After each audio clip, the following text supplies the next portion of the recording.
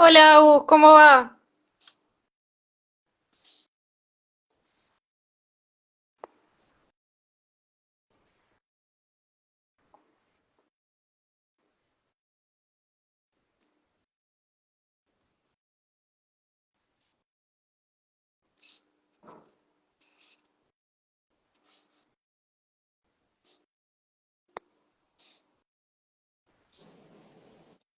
Bueno, ahí parece que estamos. Hola, Marco.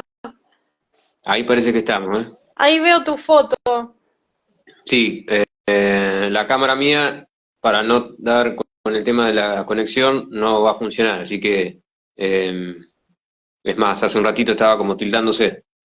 Así que por Ah, las dudas no la toco más. Eh, bueno, vamos a reanudar los problemas de conexión típicos, digamos. sí, Bueno, reanudamos justamente de la presentación, el inicio. ¿Mm? dale, dale, vamos a arrancar. Eh, Bien. El ciclo de charlas comienza hoy, ¿sí? Un ciclo de charlas que pertenece a nuestra página, me refiero a una idea compartida con Jorge Altamirano, un universo de frenos y gambetas. Nuestra página está actualmente funcionando en Facebook. Y bueno, allí más allá de publicar información de dos clubes de ascenso que juegan actualmente en lo que es la primera división C, devenida, bueno, hay alguna cuestión que, para no hacerlo demasiado largo, se fusionaron las categorías D y se profesionalizaron. Bueno, ahora estos dos equipos están actualmente compitiendo, insisto, en la primera sede del fútbol argentino, el norte y el sur, Argentino de Rosario y Central Córdoba. Además de la cobertura, en realidad, de nuestra página, de publicar la información del cuando juega, etcétera, etcétera, las cuestiones de los partidos y demás. Bueno, también tenemos este ciclo de charlas que le denominamos como una sección, si se quiere, dentro de la página de Facebook, que es Paramos la Pelota, y este ciclo de charlas tratamos de, en este caso, pensar qué posibilidades o qué aportes puede brindarnos la psicología respecto, en este caso, en el campo del fútbol. ¿Sí? En este caso, así después, posteriormente vamos a tener también conversaciones o charlas con otros profesionales también y con jugadores. En este caso, bueno, yo creo que no sé si me presenté esta vez, Marco Fernández es quien les habla, este, psicólogo, recibido de la Universidad Nacional de Rosario, y para inaugurar este ciclo de charlas, y agradecemos también tanto mi persona como Jorge, la presencia de Clarisa Giovannoni, psicóloga, ¿sí? Recibida también en la Universidad Nacional de Rosario, que aceptó la propuesta muy amablemente y se ha puesto a trabajar para todos nosotros y hoy nos va a hablar de la presentación que ella ha pensado para comentarnos y que lleva por título El juego entre el deseo y las demandas, pensado circunscripto en la infancia, es decir, en los niños, para hablar de los niños. Pues en todo caso podemos tocar eso, Clarisa, entre infancia y niño, pero bueno, el fútbol, lo que serían las divisiones inferiores o el fútbol infantil. Así que bueno, Clarisa, te damos la bienvenida, muy amable por estar participando con nosotros y te escuchamos. Bueno, muchas gracias.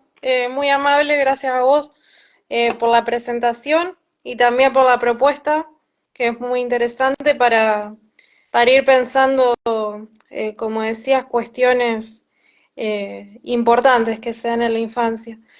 Siempre teniendo en cuenta que no se puede pensar al niño separado de los otros de su crianza. Tenemos en cuenta ese contexto, los otros que le transmitieron el lenguaje, de los cuales el niño depende no solo materialmente, sino también psíquicamente, ya que de ellos depende su entrada en el mundo, no solo físico, sino también en la existencia humana, en el psiquismo. Eh, bueno, podemos comenzar pensando esta cuestión de entrada. ¿Cuáles son las operaciones psíquicas que el niño tiene que realizar para poder jugar? Vamos a pensar el contexto del juego de entrada. Bueno, podemos tener en cuenta fundamentalmente una operación que es la apropiación del cuerpo, que consiste en el armado de la primera forma del yo como imagen corporal, que es el yo ideal. Y estamos hablando de la operación del estadio del espejo, que ubica Lacan, con la identificación del sujeto a la imagen corporal. Después también tenemos otra operación que es la pérdida del yo ideal, justamente esa imagen, ese lugar que se armó como primera imagen del yo, se pierde a través de la castración, que es posibilitada por la puesta en funcionamiento de la metáfora paterna. Todo esto lo vamos a ir desarrollando nada más para introducir al tema. Bueno, para comenzar podemos preguntarnos qué significa jugar.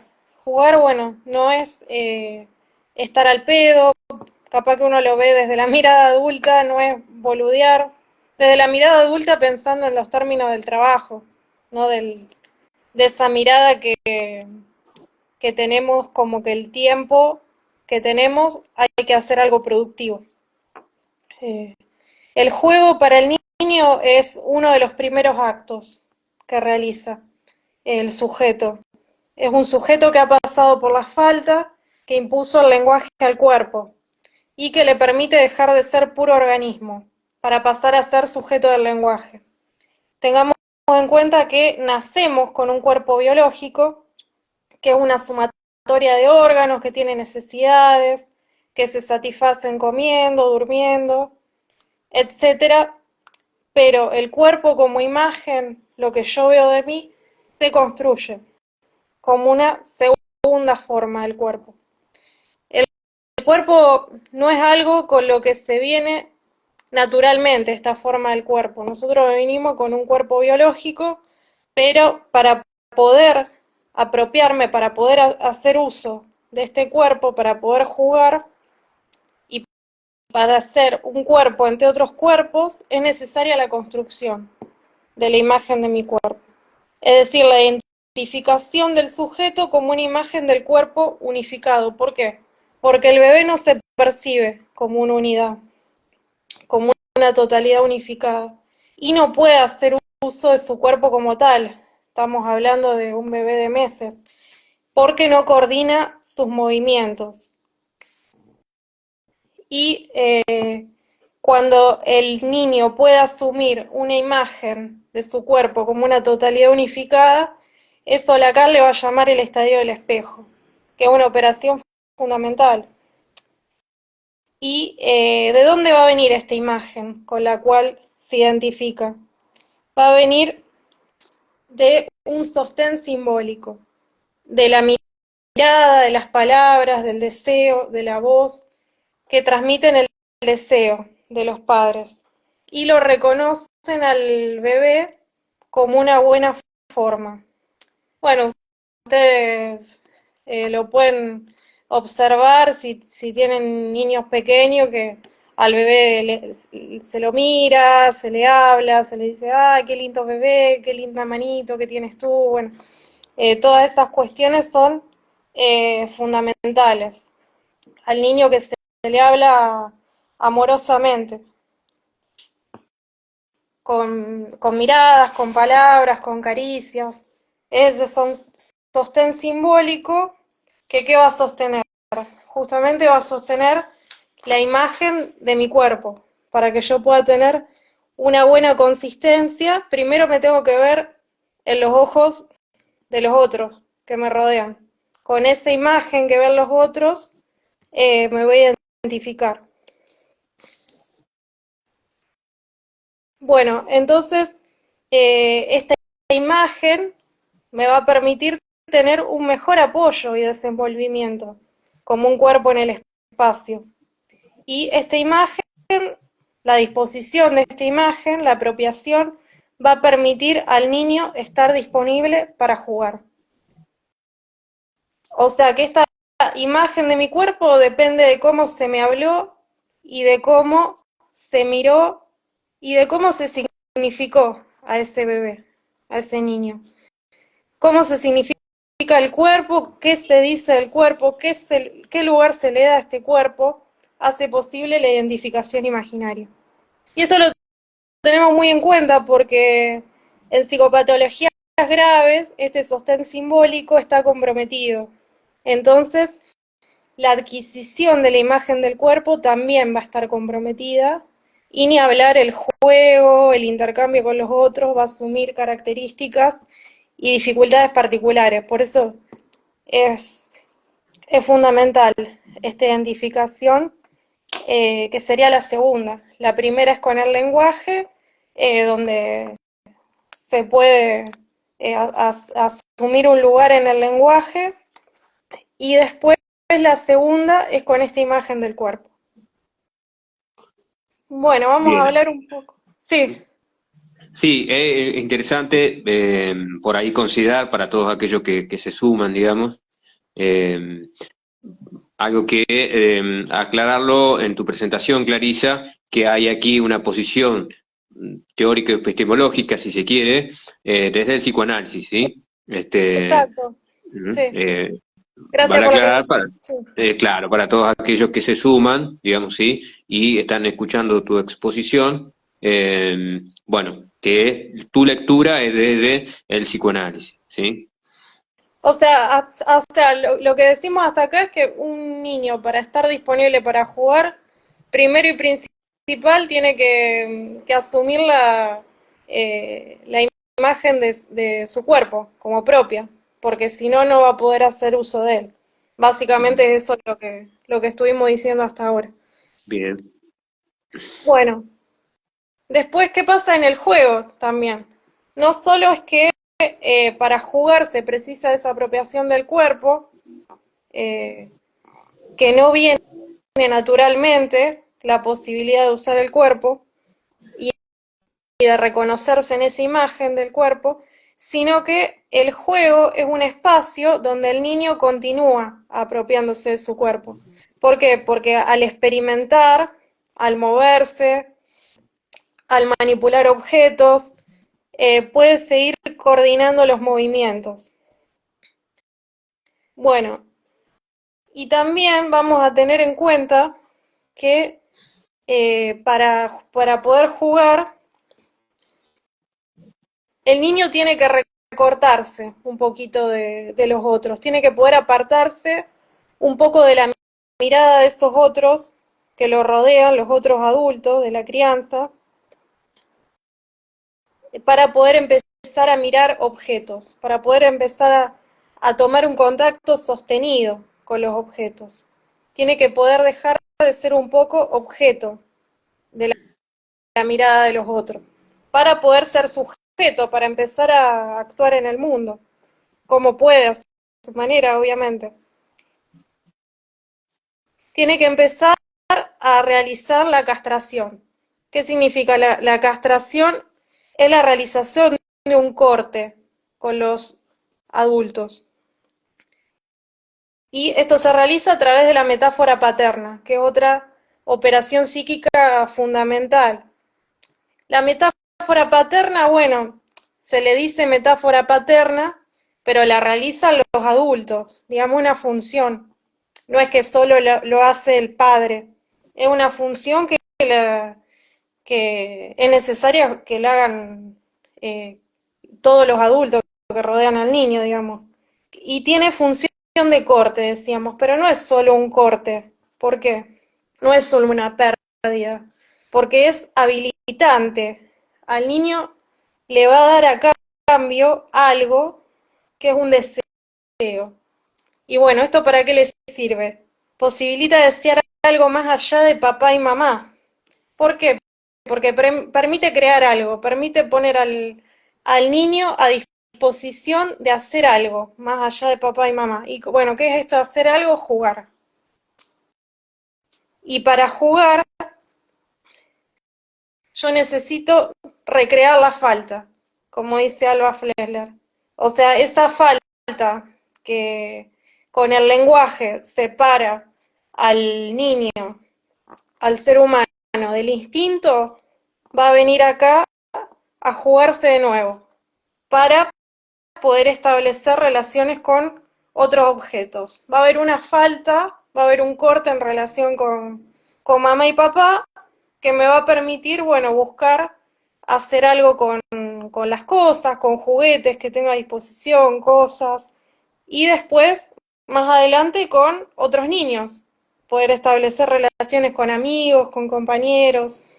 Y bueno, por parte de los padres, por parte de los cuidadores, donarles la falta, un poco de su ausencia a los niños, es un acto de amor. Poder ubicarlos un poco fuera de su mirada. Obviamente sin descuidarlos, pero significa que es empezar a darle al niño la posibilidad de que comience a desarrollar el sentimiento de valerse por sí mismo. Y bueno, más adelante de conocer la alteridad, de poner en marcha, en práctica, algo de lo propio, de su creatividad. La construcción de un espacio propio y más adelante, bueno, poder conocer que hay otros niños y otros lugares posibles de disfrute, más allá de papá y mamá. Sabemos que el niño comienza a jugar solo y si comparte con otros chicos, juega su propio juego en compañía de otros. El niño comienza a jugar a su manera, con los objetos que están a su alcance, y no solo se ajusta al espacio, sino que lo puede transformar según sus posibilidades. Va explorando posibilidades abiertas a su imaginación, pone en juego su creatividad. Jugar tiene que ver mucho con el deseo, justamente, para poder jugar, para poder tener esa invención, como decíamos, hay que poner en juego, recrear la falta. Y bueno, y acá podemos hablar un poco de la diferencia entre juego y entretenimiento. Bueno, Bien, esa es una puntuación interesante. A ver.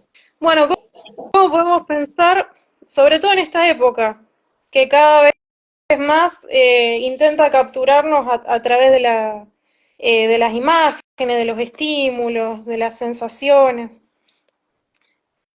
En el entretenimiento, ¿qué pasa? ¿Cuál es la situación que se propone? Bueno, que el niño no tiene un lugar activo en el entretenimiento, a diferencia del juego, que bueno, como decíamos, pone en juego su falta, su capacidad de invención, su creatividad, puede crear algo con las cosas que están en el espacio, no sé, puede agarrar cartón, hacer una casita, unas maderitas, con unas maderitas puede hacer construcciones, o una cama para un muñeco. Eh, bueno, recién vino un chico y hizo con un papel, lo abolló, con un poco de cinta se hizo una pelota que rebotaba en la pared. La invención pone el juego.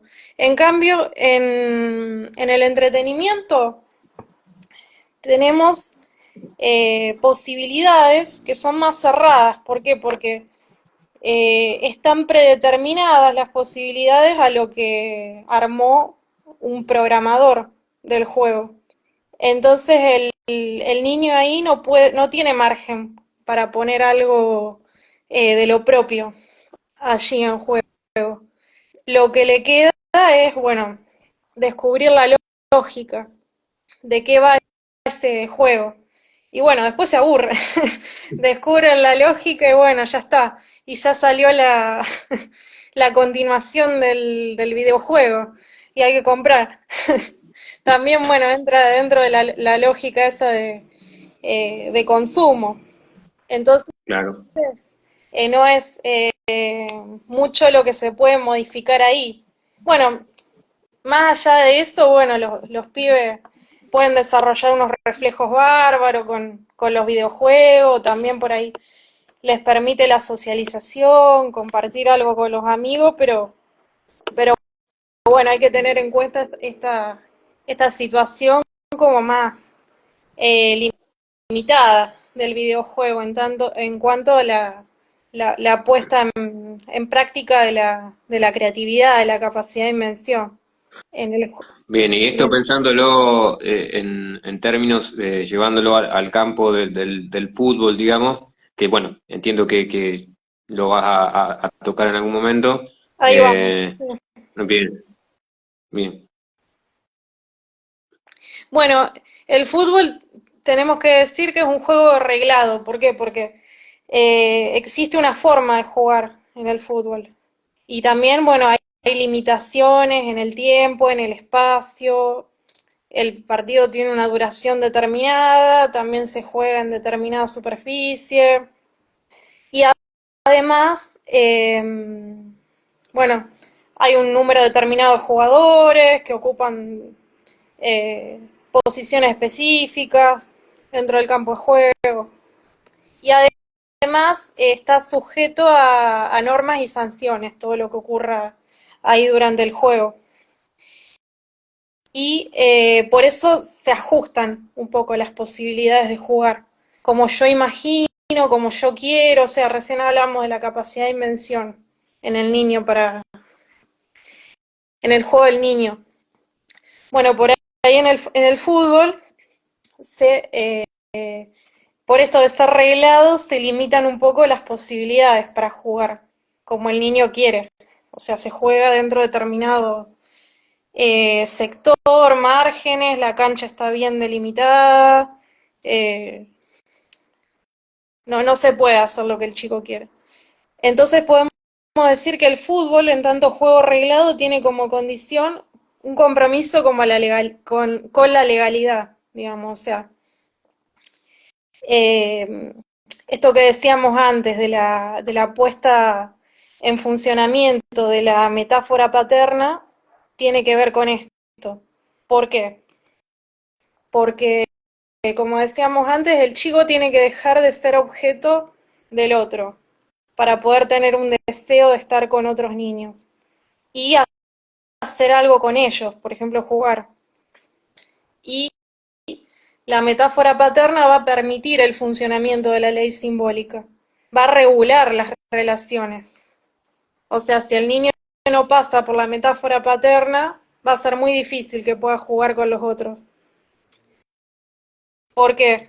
Porque no se va a poder hacer lo que se quiere ahí. Porque el niño tiene que saber que es una persona, entre otras, no puede hacer lo que quiere todo el tiempo, porque no todo es posible. Entonces va a tener que estar en funcionamiento la metáfora paterna.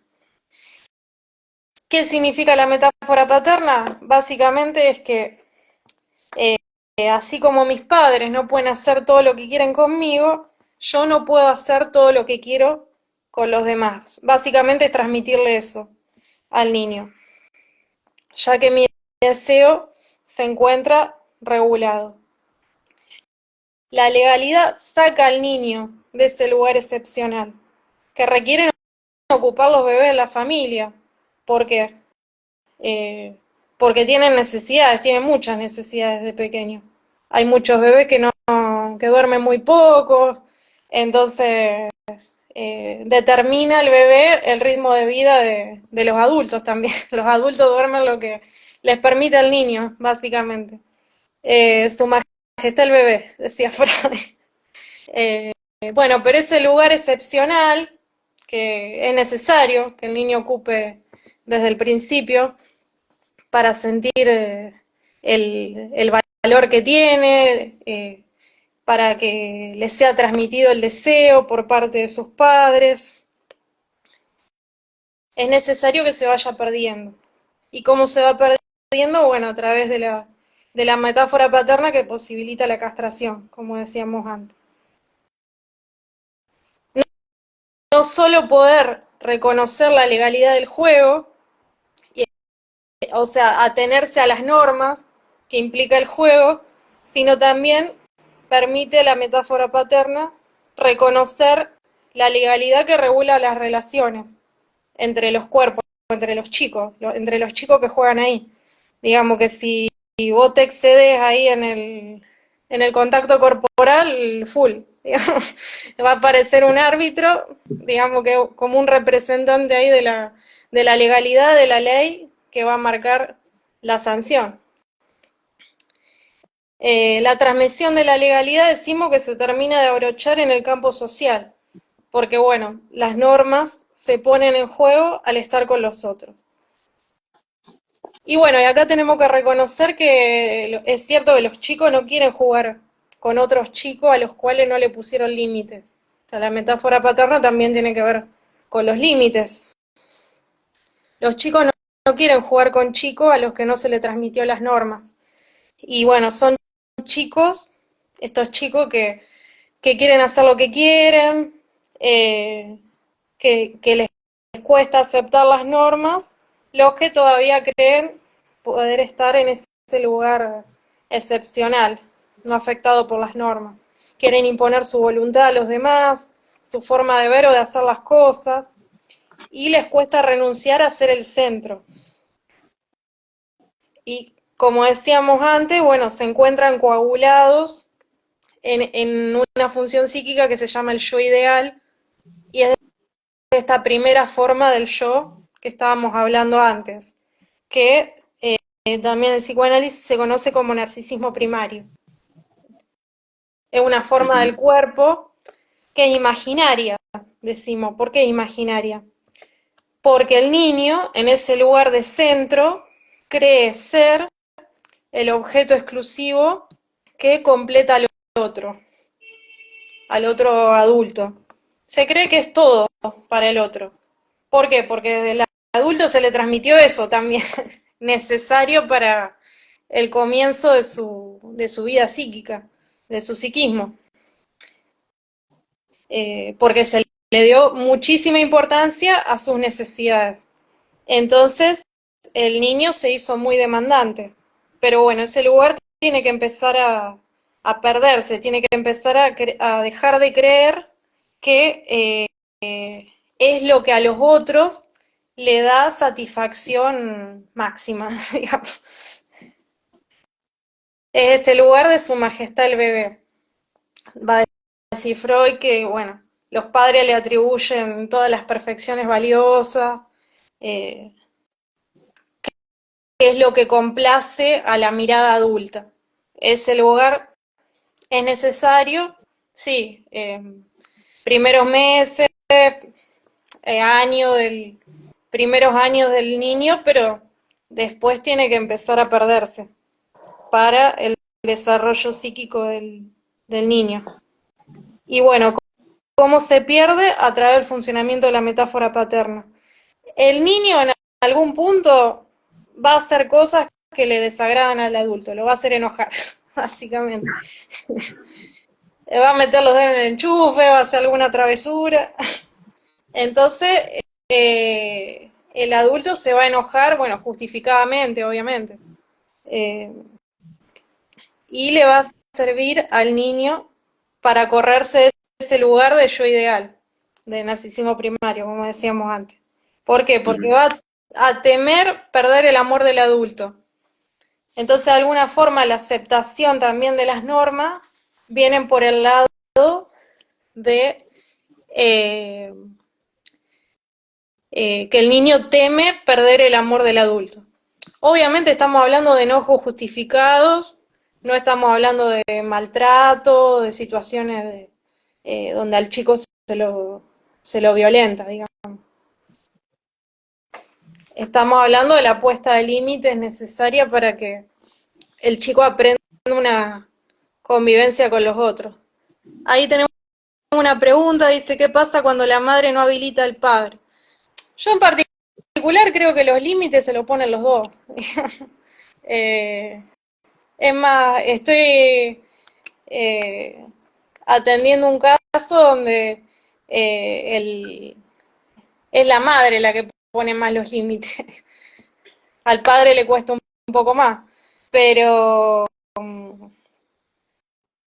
pero creo que, bueno, lo mejor sería que funcione de los dos lados, el tema, bueno, del amor y los límites. Pero pero no necesariamente lo tiene que poner el padre.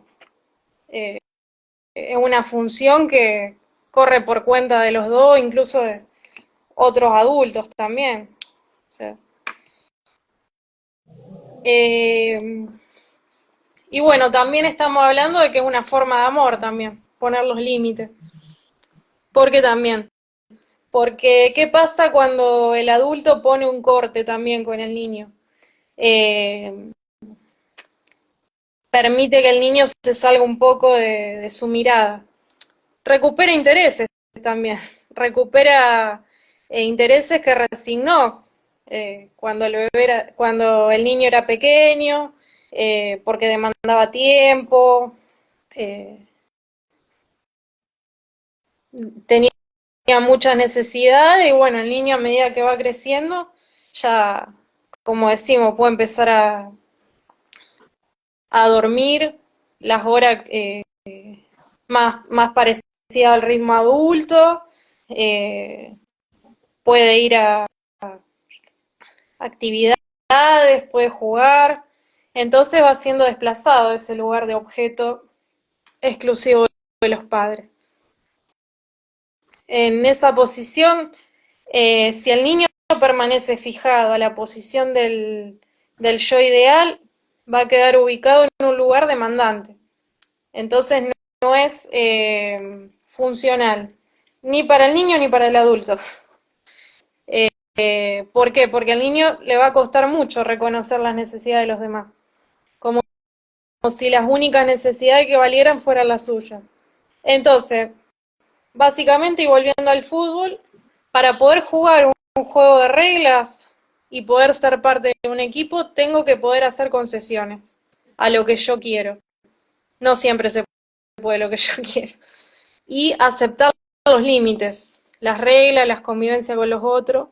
Que bueno, que si eso no se puso en juego, en funcionamiento en la familia, va a costar mucho después, cuando va a ser un choque muy abrupto, cuando me encuentre con otros que se manejen de otra forma a la que el niño se maneja. Bueno, y estamos hablando de un juego que es cuerpo a cuerpo, que pone en juego la agresividad, pero no por eso implica que no haya una regulación de esa agresividad.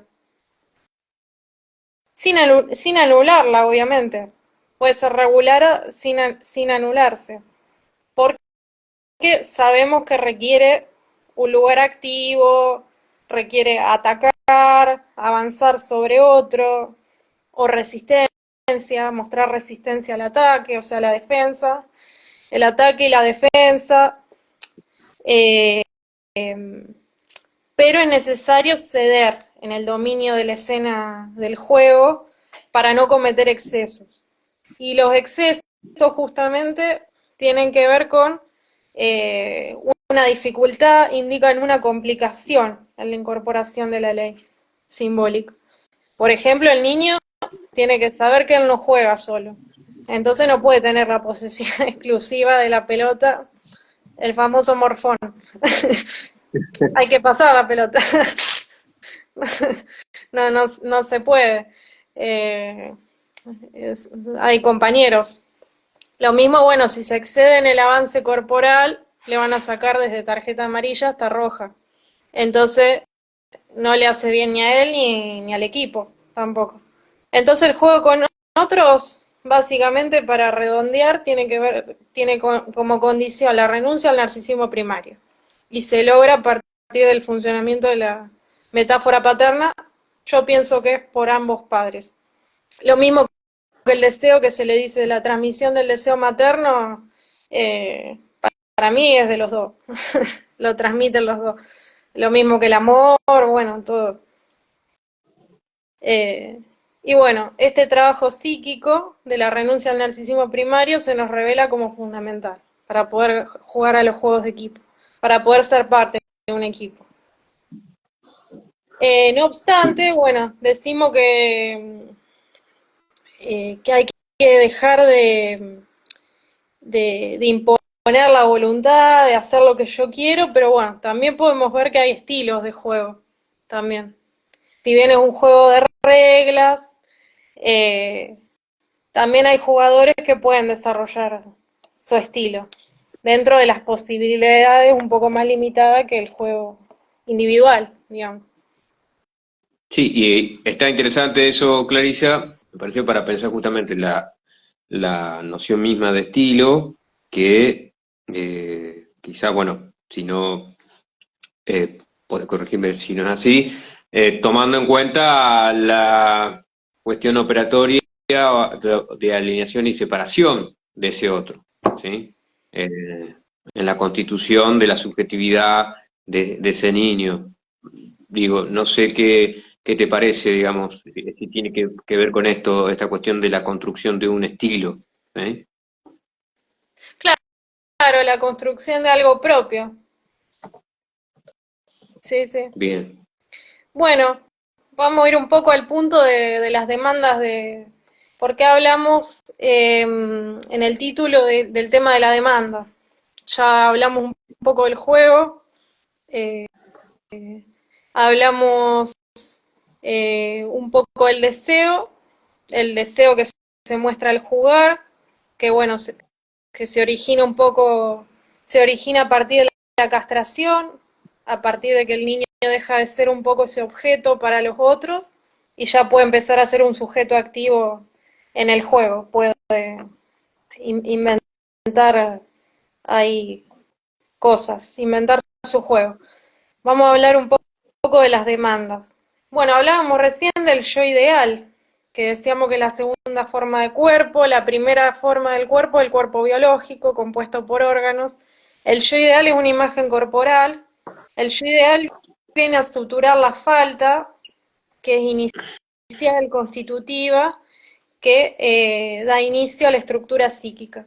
Cuando ingresa el lenguaje al cuerpo biológico, esa es la primera identificación. Uno entra al mundo y le empiezan a hablar, lo empiezan a cantar, empieza a entrar en un mundo de significaciones, significados. Uno entra en un mundo de lenguaje, a diferencia de los animales. Y uno entra a que en estos adultos que nos rodean nos transmiten el lenguaje. Y empiezan no solo a transmitir el lenguaje, sino a interpretar las necesidades del pequeño. Y les asignan objetos según su parecer. Bueno, el bebé llora, bueno, ¿será que tiene hambre? ¿Será que tiene frío? Entonces el lenguaje ahí corta con el instinto. Y bueno, y adquieren muchísima relevancia los discursos que van a transmitir los padres en el lugar de este otro que transmite el lenguaje. ¿Por qué? Porque a partir de esos discursos se va a formar el psiquismo inconsciente. En el estadio del espejo decíamos que el niño se apropia de algo que viene de afuera, una imagen que viene de afuera, una imagen de su cuerpo, que viene de otros, de su mirada, de sus deseos, y él va a reconocer como una totalidad unificada, va a reconocerse a sí mismo, va a mirarse a partir de esa imagen que le transmitieron. Pero también sobre el espejo, desde el cual lo ven al niño, se pueden proyectar, se pueden transmitir distintas imágenes. Freud dice que el niño va a satisfacer los deseos frustrados de sus padres, en Introducción al Narcisismo. Entonces el niño se empieza también a apropiar de expectativas, de deseos, de sueños que depositan sus padres en él y que funcionan como matriz simbólica, que son un referente para él. Se podrá identificar con ellos y a partir de allí formar también su primer cuerpo, que es el yo ideal, como decíamos. El yo ideal no solo se forma a partir de una imagen del cuerpo, sino también a partir de deseos, expectativas, lo que esperan del niño, los padres, lo que imaginan para él.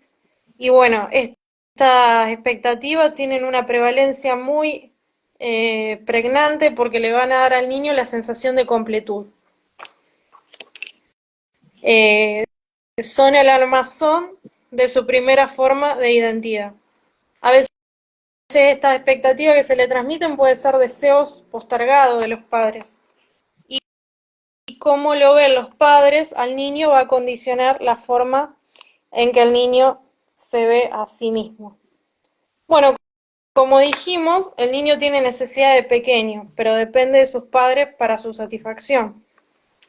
Los padres pueden interpretar que el niño demanda cosas, desde objetos hasta amor. Entonces, a través de las palabras, los padres lo van a introducir en una demanda. Los padres van a demandar que el niño les demande algo, con palabras, digamos. Entonces hay una demanda del niño y una demanda también de los padres. Pero también sobre el niño recae otro tipo de demanda que es más inconsciente, que es ser el objeto que complete la falta de otro. Resulta que, bueno, como decíamos antes, todos estamos en falta porque somos todos seres del lenguaje. Y el lenguaje implica que no respondemos solo a necesidades biológicas, sino también somos seres deseantes o parlantes seres también, como decía Lacan. Al niño, incluso antes de nacer, cuando es proyectado imaginariamente, se le demanda que venga a cubrir la falta de los padres. Se le demanda que complete lo que le falta a sus padres. Viene en lugar de un deseo, el niño. Y esto es parte de la constitución psíquica necesaria, pero sabemos que ese lugar de objeto que asume el niño en sus primeros tiempos se va a perder en algún momento. Como decíamos antes, para la salud mental del niño como para la de sus padres. El niño va a ocupar un lugar de la familia de manera inconsciente. Y cuando decimos de manera inconsciente quiere decir que este lugar que viene a ocupar muchas veces lo desconocen sus padres claramente de qué se trata o por qué lo imaginan así, lo piensan así. Bueno, entonces a veces tiene mucha determinación lo que se le dice al niño, mucho más que determinación lo condiciona, digamos. Otras veces, bueno, también notamos, sobre todo en el caso de hermanos, uno se puede dar cuenta, que es más lo que interpreta el chico a partir de lo que se le dice, de lo que ve o de lo que escucha, que algo que le dijeron puntualmente los padres, digamos. Esto va a condicionar mucho su futuro, la forma en que ve la realidad, que bueno, todas estas cosas, lo que le dijeron, lo que interpreta, van a formar parte de su realidad psíquica, como el niño se ve a sí mismo y ve a las otras personas, y su realidad, cómo interpreta las cosas que le van pasando. Entonces, por ejemplo, un niño puede venir a interpretar que él es el que tiene que ser el que le tapa los agujeros, las carencias a sus padres, y desde pequeño va a ir por la vida asumiendo responsabilidad. Eso es una interpretación que por ahí puede hacer un niño a partir de lo que escucha, de lo que ve en su familia. Y bueno, sabemos que cuando hablamos de la demanda, tenemos que hablar del super yo. ¿Qué es el super yo? Es una formación que toma como modelo las exigencias de las autoridades parentales, de los padres, digamos, e indica lo que está bien y lo que está mal. Tiene que ver con el deber, con lo que yo tengo que ser para ser o hacer para ser una buena persona, un buen hijo. Bueno, también podría considerarse un buen futbolista. ¿Por qué? Porque cuando el niño toma dentro de su rutina el fútbol, cuando el niño va habitualmente al fútbol que le gusta, el entrenador se convierte también en una autoridad y va a ser un otro que funciona como un referente más. Y desde ese lugar va a recibir sus indicaciones, o sea que las palabras que le diga el entrenador no van a ser tomadas a la ligera, sino que van a ser tomadas desde ese lugar de autoridad, digamos, de parte del entrenador. Bien. Entonces lo que se le Bien. diga puede funcionar también como significante para su psiquismo. Ujú. Y ahora vamos a ir un poco a esto que vos decías antes de la alienación, la separación, como uno muchas veces queda alienado a ese. Lacan un poco decía, bueno, esto de los alienados como los locos, pero él lo toma en relación al lenguaje, esto de la alienación. Como todos somos un poco alienados porque estamos alienados al lenguaje, a lo que dijeron de nosotros o a lo que interpretamos que dijeron de nosotros, y con eso vamos a análisis muchas veces, a descubrir de dónde vienen esas cosas que pensamos de nosotros mismos, pero que a veces vienen de otros, de malentendidos, Ujú. que en realidad, bueno, lo propio no es tan propio, y por eso está la operación de separación, eh, para diferenciarse, distanciarse un poco de eso que dijeron de nosotros. No sé. Bien, antes de continuar, Clarisa, con el siguiente punto de tu propuesta, eh, vamos a ir intercalando, tenemos mensajes, muchas gracias. Ah, dale. Alejano Margaret dice, qué interesante lo que estamos dialogando, conversando, dice que es niñero y se fue preparando leyendo algunos libros de Jean Piaget, ¿m? De psicología del niño. Hay uno de los comentarios. Está También, bueno, estaba el bueno que habías eso, leído. porque Piaget fue uno de los que estudió también el juego del niño, y él decía esto de que el niño empieza jugando solo, y a veces vos ves a distintos chicos jugando, parece que están jugando juntos, pero no, cada uno sigue su juego, y hoy que hay mucho diagnóstico de autismo es interesante saber que sí, en el desarrollo psíquico del niño, el niño empieza jugando solo, aunque esté con otros chicos. Ujú. Bien, ahí también un saludo para Ignacio Uma, que está conectado, estaba conectado. Muchas gracias por participar, Ignacio. Este, ahí te habían saludado a vos, Clarisa, al Sí, muchas gracias. principio. Buenas noches. ¿Mm? Así que, bueno, Silvina dice que todos quieren ser Messi, dice por acá el comentario. También está sumándose con los comentarios. Bueno, después vamos, si hay otro mensaje, alguna otra consulta, lo ponemos a conversación. ¿Mm? Claro, bueno, hablando Entonces, un bueno, poco de los significantes, también esto que dice todos quieren ser Messi, bueno, esto de tener que ser el mejor también, un poco de dónde viene. Yo había estado viendo un documental de los primeros años de Messi, y había unos significantes que circulaban de parte de entrenadores, incluso de gente que lo rodeaba a él, que bueno, a mí me llamaba la atención, pues, ¿qué se decía de él? Se decía que eh, es el mejor, pues el tipo corría desde una punta a la otra de la cancha, y así hacía los goles, desde la punta hasta el arquero contrario, digamos. ¿Y qué se decía? No necesita de los otros. Como que él valía, él tenía que hacer el trabajo de todo el equipo, básicamente. ¿Y qué se decía también? Se decía que eh, es el mejor, pero tiene que crecer. Por esto de que, bueno, él era muy pequeño, le decía la pulga, era muy bajito, tenía que hacer un tratamiento. Y bueno, uno a veces lo escuchaba hablar, incluso él ha renunciado a la selección en un momento, y el tipo decía, no, nunca se me da, decía, así como muy extremista, como bueno, la exigencia de ser el mejor, o que siempre tengo que ganar, siempre se me tiene que dar, o sea, nunca se me da, ¿por qué? Porque estoy pensando que siempre se me tiene que dar, entonces. Entonces, muy interesante eh, cómo esto va condicionando un poco el lugar que va ocupando uno desde desde pequeño.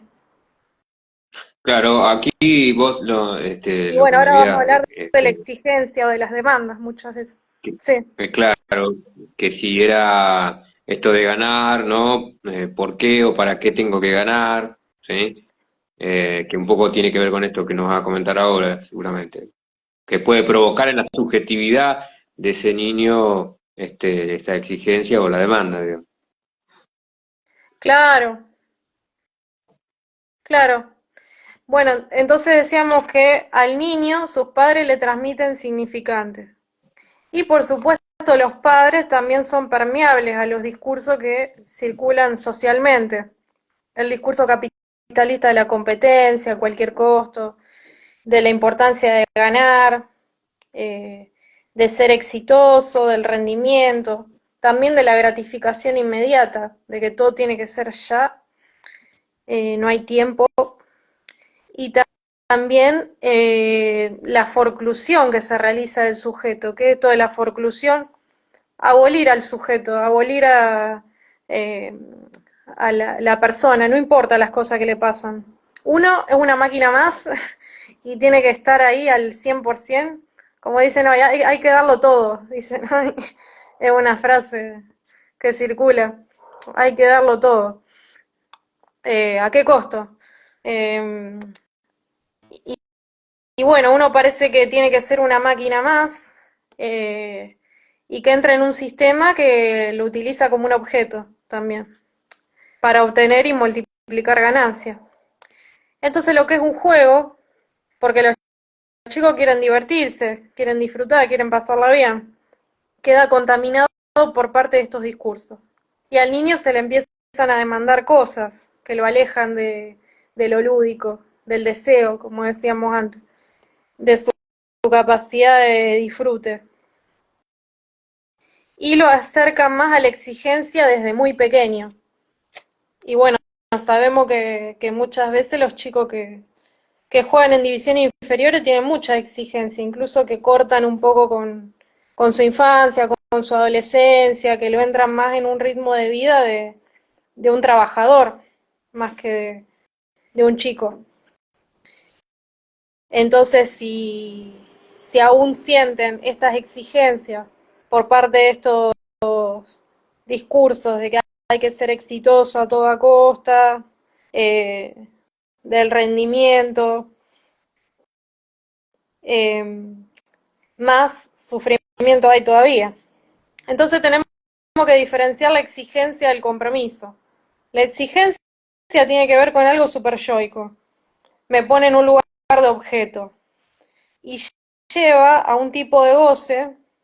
Hay dos tipos de goce. Un tipo de goce que es fálico, que tiene que ver con la regulación del deseo y que me lleva a sentirme bien, a ver las posibilidades, a encontrar las posibilidades para sentirme bien. Y después hay otro tipo de goce que tiene que ver con el super yo, que no tiene en cuenta el propio deseo, porque me pone en un lugar de objeto y que sirve a la satisfacción de demandas. Por eso, bueno, un goce paradójico, porque sí, está bueno recibir halagos cuando todo marcha bien, pero cuando no los recibo me puedo sentir mal. Entonces, bueno, por eso decía Marcos, ¿para qué se juega? ¿Para los otros por, o, o porque a mí me gusta, porque a mí me hace sentir bien? Porque también me siento mal si no disfruto. Por ahí sí, cumplo las expectativas, pero no disfruto. Eh, y dependo de proporcionar satisfacción a los demás. Esto lleva a la desmesura, lleva a los extremos y puede sentirse como una gran culpa, como tristeza profunda o frustración, si no se llega a cubrir estas demandas. Bueno, Silvia Amigo, hay un libro que está muy bueno, que se llama Las paradojas, no, eh, clínica de la vida y la muerte, creo que se llama, ¿no? Paradojas clínicas de la vida y la muerte. Dice que cuando se cuela la invectiva, o sea, el ataque del super yo, se nos pide que seamos sublimes. que nos esforcemos por dar la medida de ese objeto tan valioso que fuimos para nuestros padres. O sea, tenemos que hacerlo todo espectacular, tan valioso como lo que ellos pensaron o esperaron de nosotros, digamos. Ujú. El asunto es evaluar en realidad para qué o por qué tengo que ganar. Para demostrarle algo a alguien, ya sea mis pensamientos, porque decíamos que uno puede hacer sus propias interpretaciones de lo que esperan de uno. Entonces yo puedo tener las ideas de, bueno, tengo que ser el mejor, tengo que ganar a toda costa. Eh, o para demostrarle algo a otros. O si hago las cosas porque está en mi deseo hacerlas. Y bueno, sabemos que ya es demasiado importante poder hacer las cosas por deseo, porque no todos tienen la chance de poder elegir qué es lo que hacen, a qué dedican su vida. Entonces ya poder hacer las cosas por deseo ya es muy importante, por disfrute. Y sabemos que la exigencia lleva a sobredimensionar, a grabar las cosas. Siempre tengo que ganar, ser el primero, si no gano una vez soy un perdedor. Y el compromiso no tiene que ver con eso. Siempre el compromiso es con el deseo. Y es lo que me lleva a poder disfrutar de lo que hago en su justa medida. Sí, esforzarme, sí, entrenar, pero saber que perder o que no salgan las cosas como me gustaría está dentro de las posibilidades. Y que no siempre necesito ganar porque no juego para demostrar nada a nadie, sino porque me gusta hacerlo, básicamente.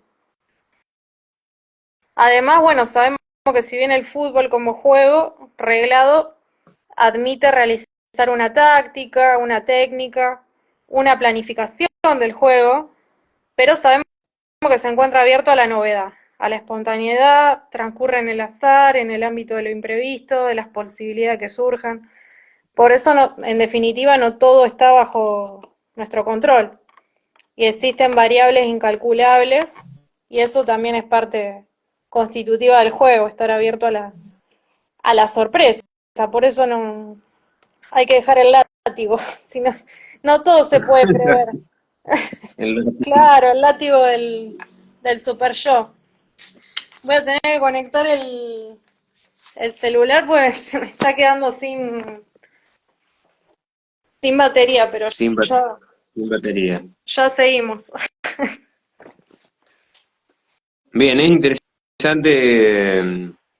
Me remitía a algunas lecturas mientras vos conectás así la carga de tu celular. Sí, Eh, Cuando Freud, en un texto de 1907, yo tengo la traducción de Ballesteros, el poeta de los sueños diurnos, sí, dice, bueno, si por lo menos pudiéramos descubrir en nosotros o en nuestros semejantes una actividad afín en algún modo a la composición poética, ¿no? Dice, ¿no habremos de buscar ya en el niño las primeras huellas de la actividad poética? La ocupación favorita y la más intensa del niño es el juego. ¿Acaso sea lícito afirmar que todo niño que juega se conduce como un poeta, creándose un mundo propio?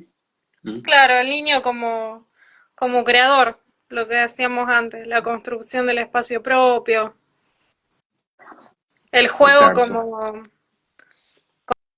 poniendo en juego la invención del deseo. Ujú. Exactamente. Eh, Y también es Bien, muy necesario el juego también para empezar con el pensamiento. Tiene muchas funciones el juego para posibilitar el pensamiento, digamos, a partir de lo que va experimentando. sí, la cuestión de la fantasía, justamente, ¿no? Claro, Eh, la imaginación.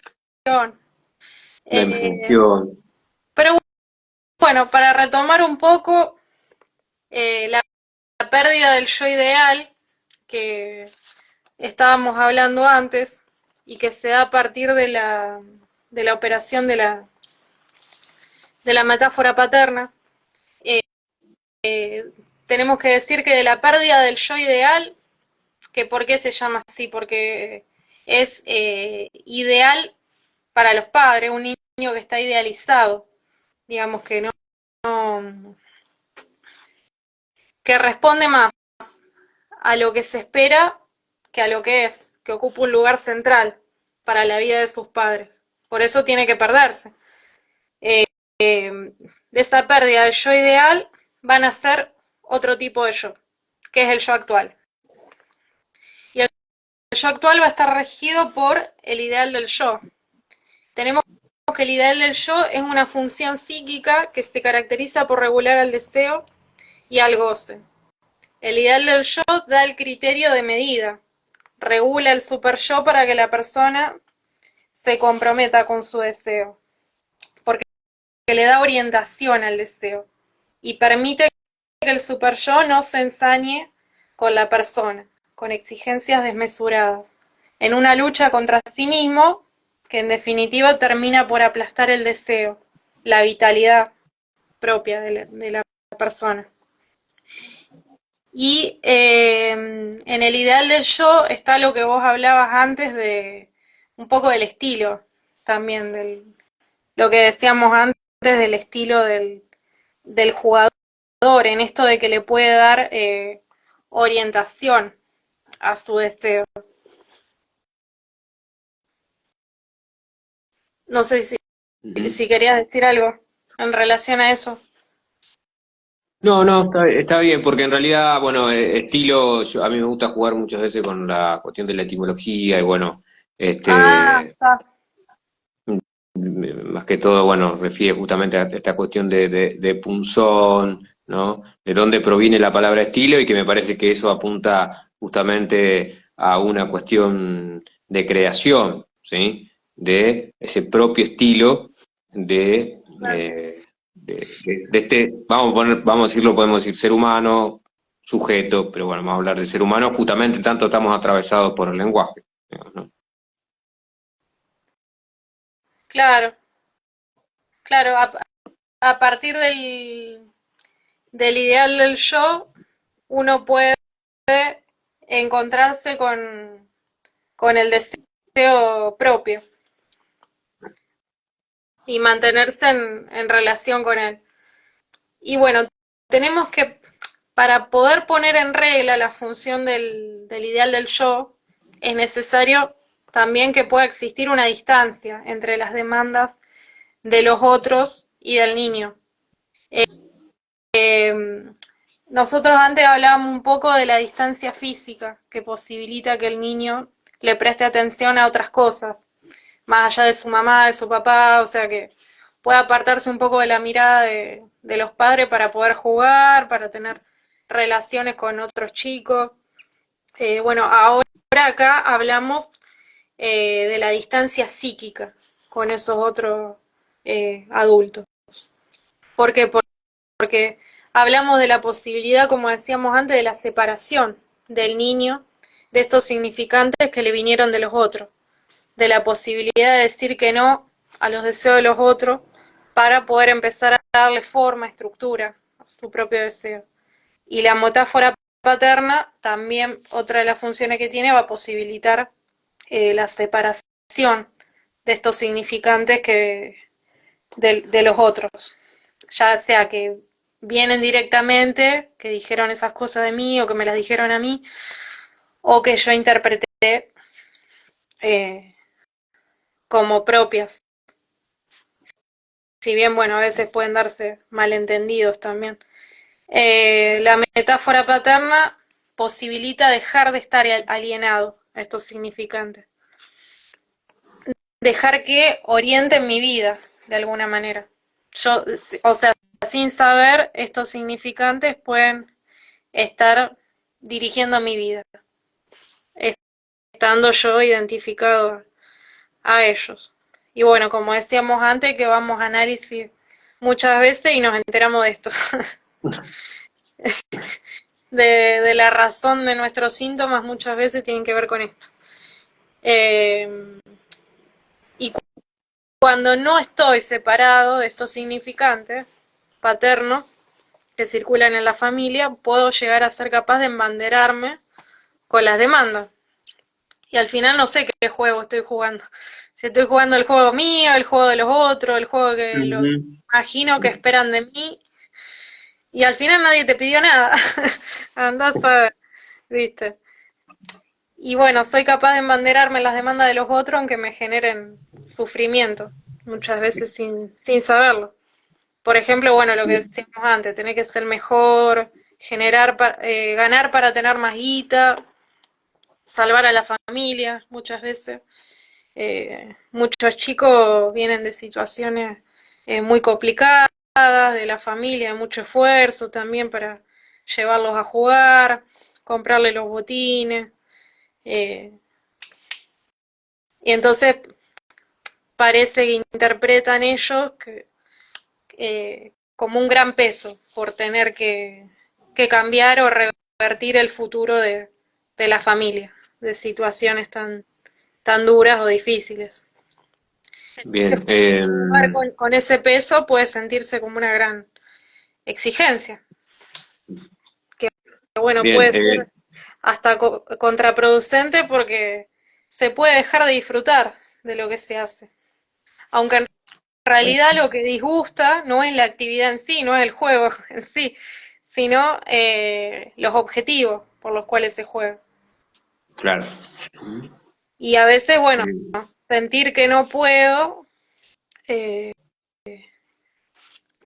si yo siento que no puedo, que nunca me sale, como decíamos antes, que nunca se me da, perder puede experimentarse como no como una posibilidad dentro del juego, que sabemos se puede ganar o perder, está dentro de las posibilidades, sino como algo que habla de mí como fracaso.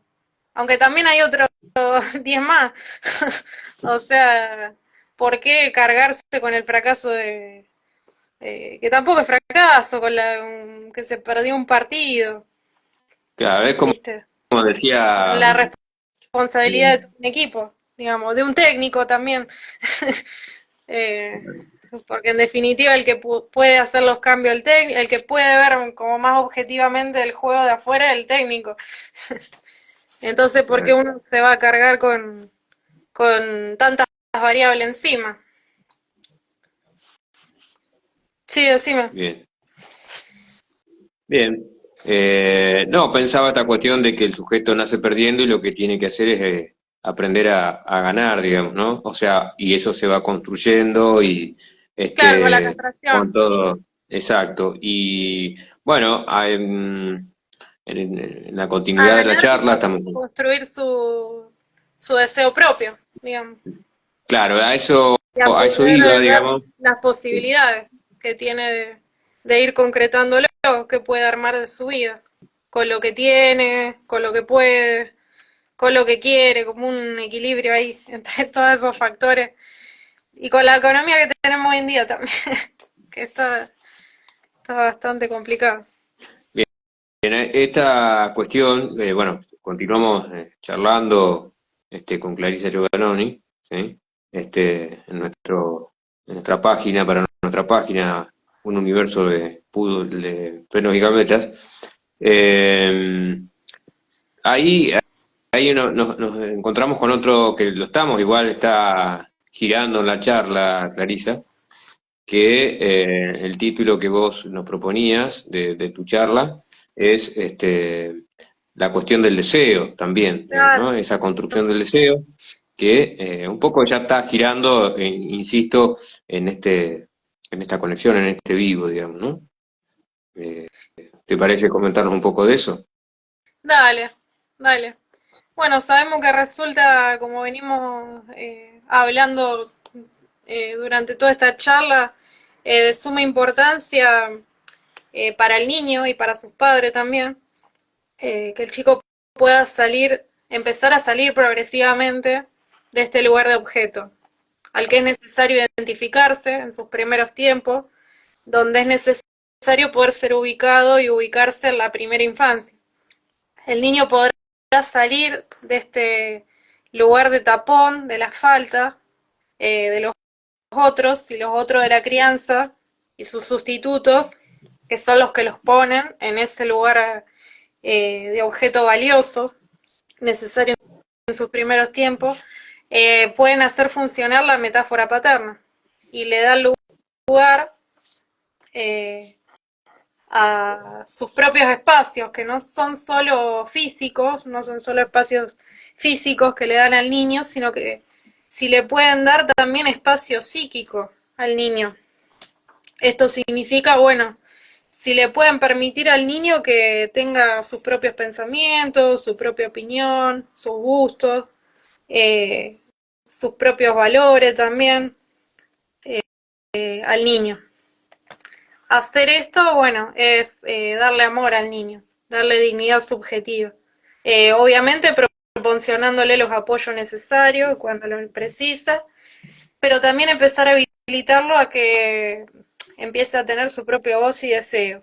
Es decir, que empiece a poder construir su propio bienestar o felicidad.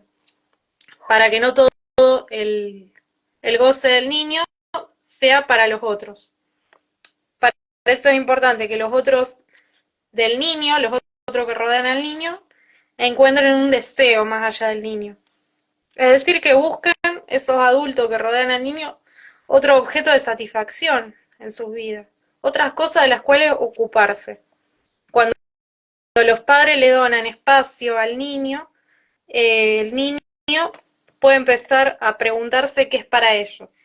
El famoso, la pregunta clave también para la estructuración psíquica del niño, que es el que me quieres.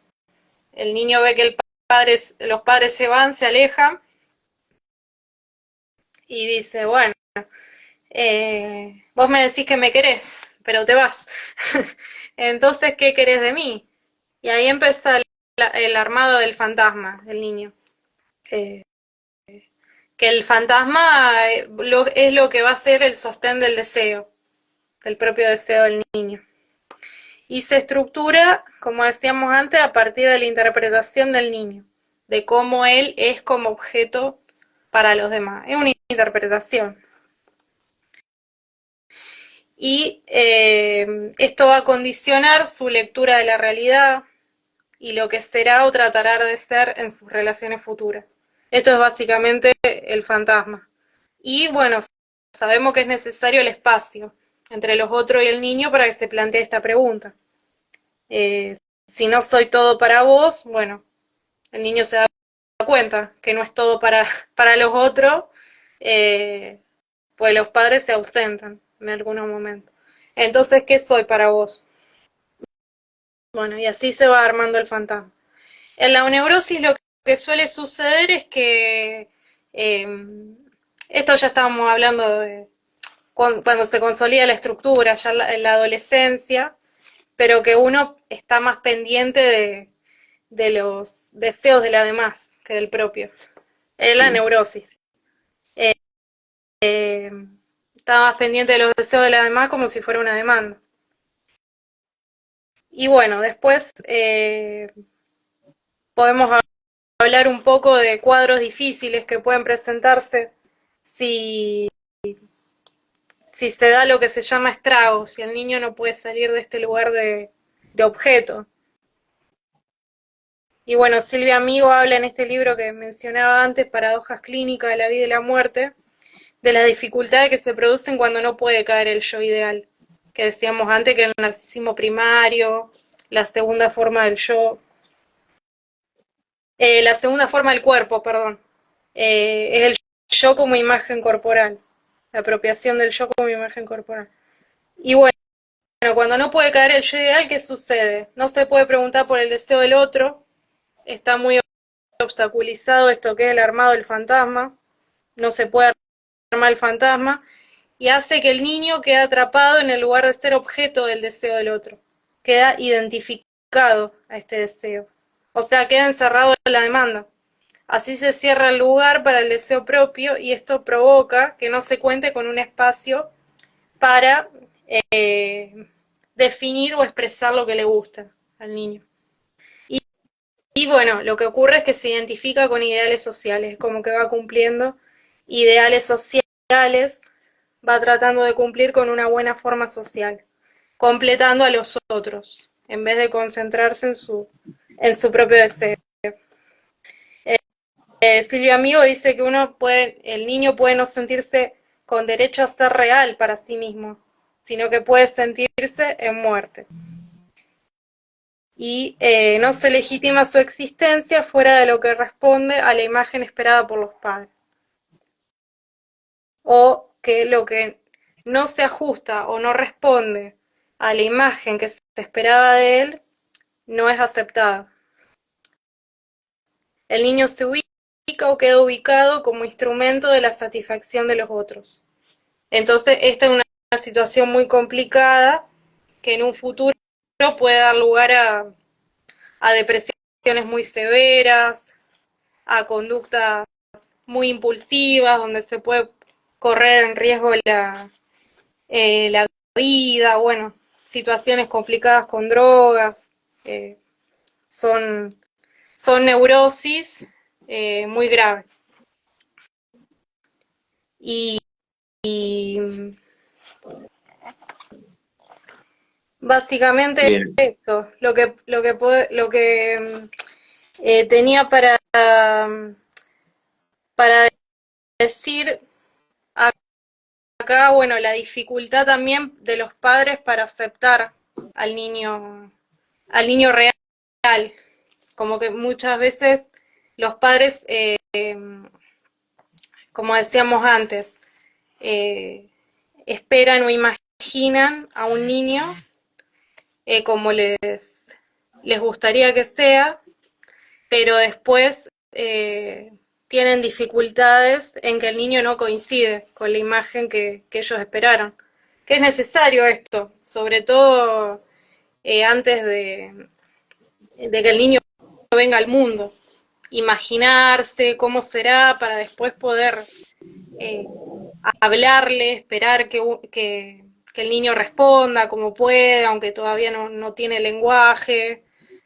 O sea, es necesario para que el niño empiece ahí a lo que se dice subjetivarse o arrancar con su vida psíquica, digamos, pero después es necesario que se pierda. Entonces, es muy relevante que los padres puedan aceptar las diferencias entre el niño que esperaron o imaginaron en su vida y el niño que tienen, el niño real. Hablamos de la diferencia entre el niño de sus ideales, de los ideales de los padres, y el niño real. De otra manera, el niño puede quedar expuesto a una demanda gozosa, donde es un objeto para el goce de los otros, en vez de un sujeto, y puede sentirse impedido de correrse de estas exigencias, de ser como los padres esperan que sea. O si logra correrse, puede hacerlo con mucho costo subjetivo, porque no puede ser real, solo puede ser la representación de una imagen ideal. No suele ser fácil para los padres encontrarse con el niño real. Muchas veces quieren encontrar al niño que imaginaron, que esperaron, y esto puede ser perjudicial para el niño porque se lo retiene en un lugar que tiene que ser alguien que cumplirá sus sueños, los ideales que se le transmitió. Entonces, si el niño queda fijado en ese lugar idealizado, como decíamos antes, puede sentir gran malestar si no realiza estos ideales. Y también puede suceder que su vida trastabille cuando corre el riesgo de no realizar estos ideales, a los cuales quedó identificado y de los cuales depende su sentimiento de sí mismo y de felicidad en la vida. Y bueno, tengamos en cuenta, como decíamos antes, que en la temprana infancia el niño depende de sus padres no solo materialmente, sino también de cómo transmitan el amor, el deseo y el goce para la conformación de su psiquismo. Y hablamos, bueno, esto del goce es que puede quedar fijado como un objeto para cubrir la falta de sus padres, para satisfacer el propio goce de los padres. El niño puede quedar coagulado en ese lugar que se le asignó. Y eso puede hacer obstáculo para que el niño busque un lugar propio. Y esta situación puede manifestarse en dificultades para disfrutar de las cosas que le gustan, también puede tener dificultades de socialización o de compartir con otros niños. Es un niño ideal que no es real para sí mismo.